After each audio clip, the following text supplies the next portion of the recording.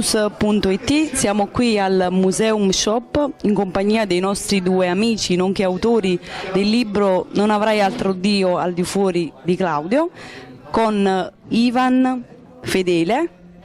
Ciao a tutti. E Rosa Albino. Salve, un abbraccio a tutti gli utenti di Street News. Di cosa tratta questo libro e a chi è rivolto, quindi il pubblico a cui è rivolto?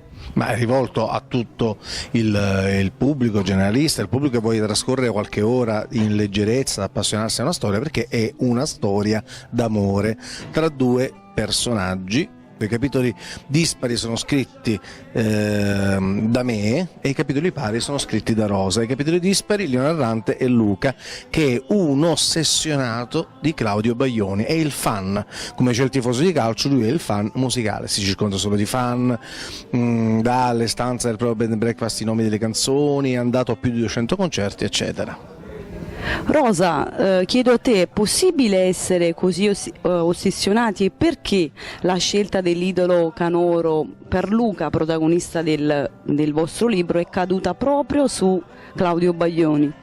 Siamo stati fortunati come coincidenze anche contemporanei, considerando che Baglioni è stato l'ultimo direttore artistico di Sanremo. È capitato proprio a pennello il titolo dedicato appunto al cantautore romano. Baglioni è stato colui il quale, un po' per scherzo, un po' per gioco e di destino, ha permesso che le nostre strade si unissero, perché abbiamo avuto la possibilità di incontrarci a seguito di una lunga fila per acquistare biglietti in un concerto dedicato appunto a Claudio Baglioni, cioè di Claudio Baglioni, e quindi anche per questo, perché comunque è stato il cantore della nostra storia d'amore, nonostante insomma appartenga anche a generazioni trascorse, trasversalmente tocca 3-4 generazioni di pubblico.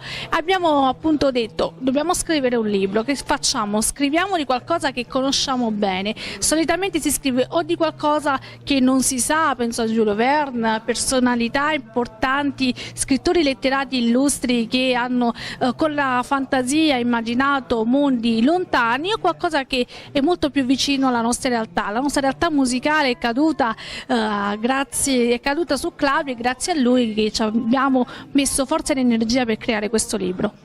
Qual è il messaggio che vuole passare la storia tra Luca e Sara ai lettori? Ma Sara, prima di tutto, come personaggio è molto pragmatica, è molto quadrata, quindi sono due personaggi proprio gli opposti. E forse il messaggio è proprio questo, che quando c'è l'amore anche la diversità è accettata, anzi può arricchire, e che le passioni in fondo vanno inseguite e possono fare del bene alle persone. Quindi è vero il detto che gli opposti si attraggono? Ma sembrerebbe di sì, però si può scoprirlo se si legge questo libro. Ok, allora in conclusione vi chiedo di fare un saluto ai nostri lettori. Cari amici di Street News, vi salutiamo e vi invitiamo a leggere questo libro. Mi raccomando, dritti sulla notizia, dritti agli eventi, dritti alla cultura. Un abbraccio.